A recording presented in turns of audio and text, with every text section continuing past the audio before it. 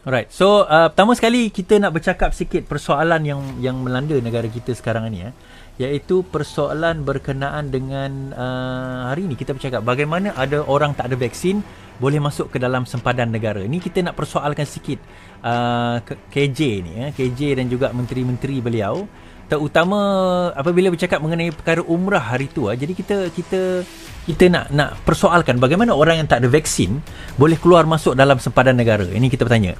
Kerajaan dituntut menjelaskan kenapa terdapat pihak yang boleh keluar masuk sempadan negara tanpa divaksin terlebih dahulu. Kerajaan perlu jelaskan bagaimana mereka ini boleh keluar masuk sempadan negara tanpa vaksin dan selepas itu dibawa masuk Omicron. Sedangkan rakyat lain hendak keluar masuk kedai biasa pun perlu papar MySejahtera dan rekod vaksin, kata Ketua Penerangan BN Selangor Isham Jalil. Ini bukan pembangkang cakap, ini Isham Jalil cakap. Dia berkata demikian di media sosial ketika mengulas laporan media bahawa 10 warga Malaysia yang membawa pulang Omicron ke negara ini tidak mempunyai rekod vaksin. Tuan-tuan, saya nak bagi tahu satu perkara. Mereka ini cerita dia kenapa macam mana, kenapa pula dia buat, bagi yang tak faham lah.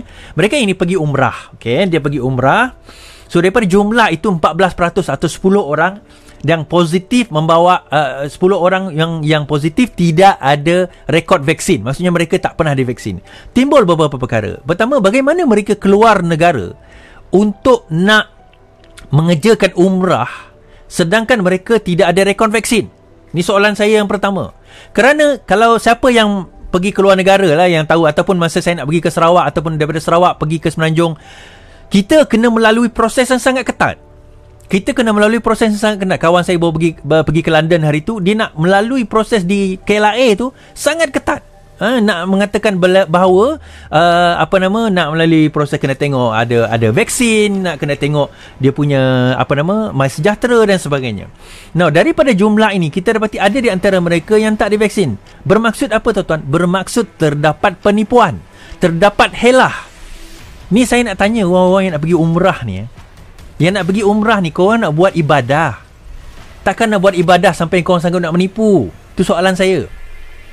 Kenapa jadi macam tu? Okey, dia kata mungkin ada excuse lah dia tak ambil vaksin. Kalau ada excuse, nyatakan excuse tersebut. Oh, mungkin kerana dia alergi dan sebagainya. Mesti dapat pelepasan daripada doktor. Dan kalau pun mendapat pelepasan daripada doktor, maka kena ada special measure, satu langkah yang special untuk memastikan supaya tidak berlaku, tidak ada jangkitan. Jadi kenapa, bagaimana benda ini boleh terlepas? Adakah wajar kerajaan membiarkan agensi-agensi yang membawa umrah tersebut dibebaskan begitu saja tanpa diambil tindakan? Tuan-tuan, saya nak bagi tahu, ingat tak dahulu kita kalau tak ada tak ada vaksin, keluar tak pakai mask, kita kena denda. Kita kena denda, ada yang penjara tak adalah, tapi sampai kena denda ribuan ringgit.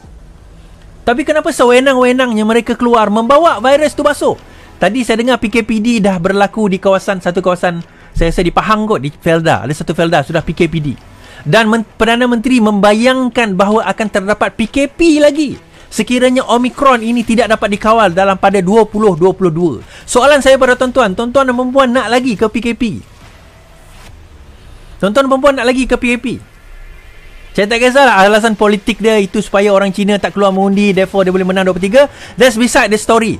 Tetapi kita dah penat dah, tuan-tuan, nak PKP lagi sekali. Jangan bagi alasan kepada mereka. Jangan bagi alasan lagi kepada mereka. Ini kita nak beribadah, nak pergi menunaikan umrah, nak berjumpa dengan Allah SWT, nak buat pahala. Kenapa nak kena menipu? Tu soalan saya. Sedangkan nak pergi haji, duit yang kita, kalau duit tu kita guna daripada loan pun boleh dipertikaikan. Sah atau tidak haji tersebut sebab ada riba. Ini kan pula pergi ke sana dengan menggunakan, boleh lepas. Ni kementerian kena jelaskan bagaimana mereka yang tak ada vaksin ini boleh lepas pergi ke luar negara. Kena jelaskan bagaimana mereka boleh lepas. Kalau kata ada excuse, ada tak measures, langkah yang digunakan bagi memastikan bahawa mereka tak akan kontrak? Kalau tak ada excuse, itu memang penipuan. Apa langkah yang diambil oleh kerajaan untuk memastikan perkara ini tidak berlaku? Dan apa langkah yang diambil oleh kerajaan untuk nak dakwa mereka? Nak pergi dakwa mereka ni dengan agensi-agensi itu sekali. Berani tak berani? Saya tak kisahlah kita kata, oh si Is tidak pergi haji. Tak ada. Saya nak pergi sembahyang jemaat tadi pun tak sempat nak pergi sembahyang jemaat, tuan-tuan. Dah penuh. Takkan nak pergi haji, nak pergi sembahyang Jumaat pun kita terpaksa tengok vaksin, tengok 2 kali ada dos ke tidak. Lepas tu nak kena beratur sampai-sampai kat masjid, masjid dah tutup sebab dah penuh. Ini nak pergi umrah, tuan-tuan. Nak pergi ke tanah suci, kita boleh lagi nak menipu. Apa jadi dengan masyarakat kita ni? Hanya kerana apa? Hanya kerana nak pergi umrah, tuan-tuan. La darar wala dirar. Itu satu hadis Rasulullah kata, tak boleh membuat kemudaratan, tak boleh mendatangkan kemudaratan. Mendatangkan kemudaratan itu hukumnya haram, tuan-tuan. Saya bukan ustaz, tapi tak percaya, bawa hadis ni, jumpa dengan ustaz-ustaz, tanya dia, apakah maksud hadis tersebut? Apa usul fiqh yang kita boleh derive daripada hadis tersebut? Bukan setakat kau merosakkan diri kau sendiri, tetapi kau membawa kemudaratan itu kepada rakyat negara kita, kepada masyarakat negara kita. Omicron, tuan-tuan, saya tak kisahlah konspirasi teori kata betul ke tak betul ke apa ke tak apa, itu that's besides the point. But my point is, kenapa kita sampai ke tahap macam tu? Kalau rasa tak nak ambil vaksin, tak mampu, bukan tak mampu, tak nak ambil vaksin, dan tak payah pergi umrah. Tak payah pergi umrah. Kalau nak pergi umrah juga ambil vaksin. Kalau ada excuse kepada vaksin tersebut, maka gunakanlah excuse itu. Contohnya pergi umrah dengan full suit ke apa ke. Use whatever measure necessary untuk memastikan anda tidak dijangkiti. Keselamatan anda satu hal, tapi bagaimana dengan rakyat? Kita dah penat dah PKP, tuan-tuan. Ya Allah. Sebab itu saya kata tindakan untuk tak ada hantar pergi umrah lagi satu tindakan yang betul. Dah lah, cukup. Bukanlah selama-lamanya lah. Maksudnya dalam jangka masa ini. Betul? Dijangkakan 15,000 lagi akan kena Omicron kalau sekiranya kita benarkan umrah terus berleluasa.